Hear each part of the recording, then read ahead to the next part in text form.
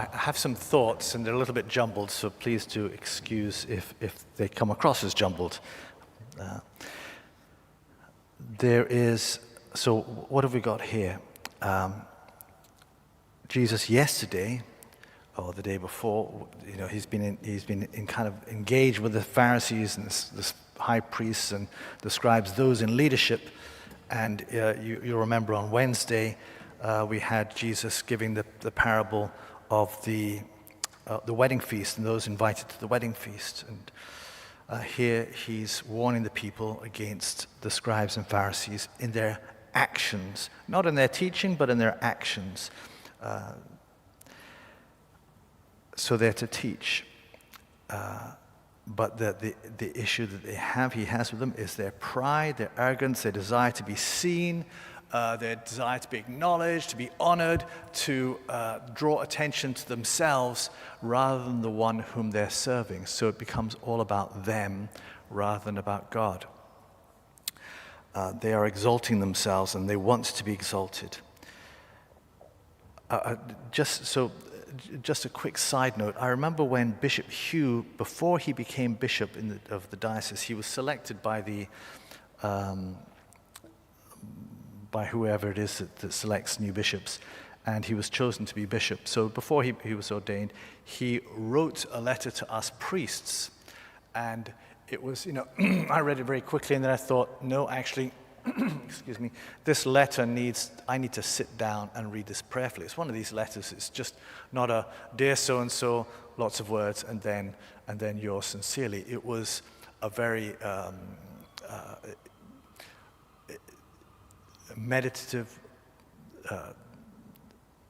impactful letter. So I read it again very slowly, very, very prayerfully. And one of the things he said, he spoke about his role as the abbot in Pluscaden, and how the abbot, the word abbot I think comes from Abba, from the word father. And so the abbot is meant to be a father to his monks. He's meant as a father, whatever the father does in families, that's the way the abbot was to be to his monks. He was to be their father. So he was to care for them, to teach them, to protect them. And really and truly, this is what the leaders of the people of Israel were to be to them. They were to be supposed to be fathers, to teach the people of Israel, care for them, and help them to grow to maturity. But it's something they were failing in.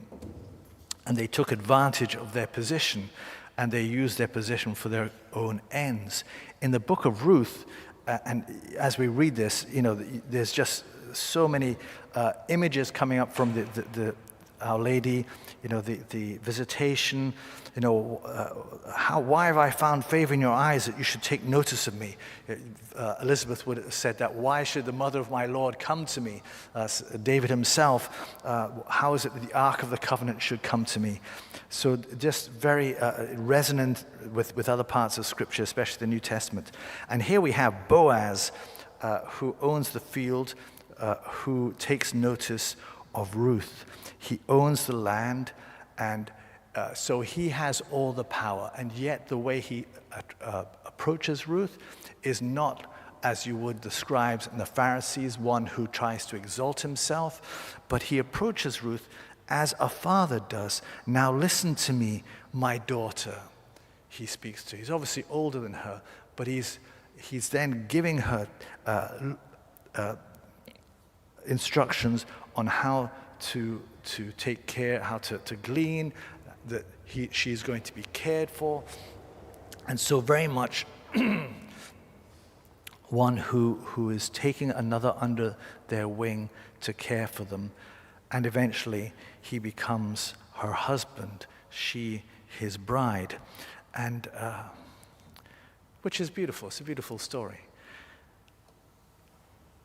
And again, the image here, this is very much the way that the Lord treats us. He is our Father, and all fatherhood comes from the Father.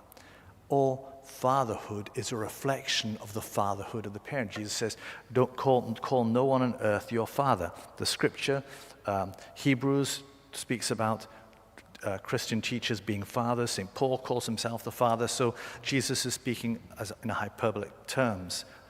He doesn't literally mean don't call anybody father, because our fatherhood comes from the Father.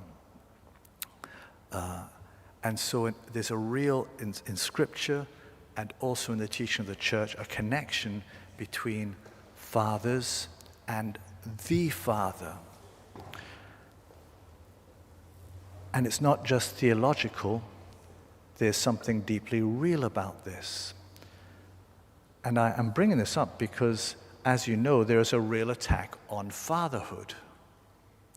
Fatherhood being disparaged, fatherhood being dismissed. And so in society, it seems that everything is against fathers staying with children and father and mother staying together. It seems that society wants to push away, and fathers are being disparaged.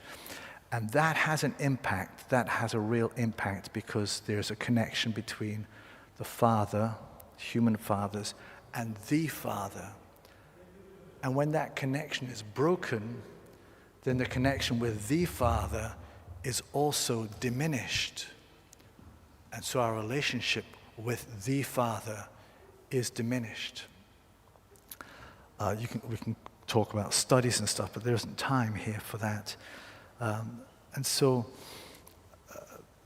here, the Father here, Boaz, as he treats Ruth as his daughter, then becomes her spouse, her bridegroom.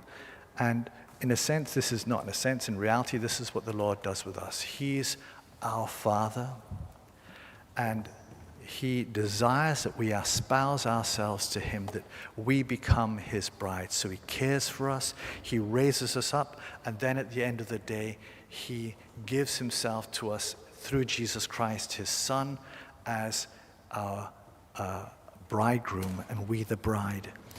So much does He love us.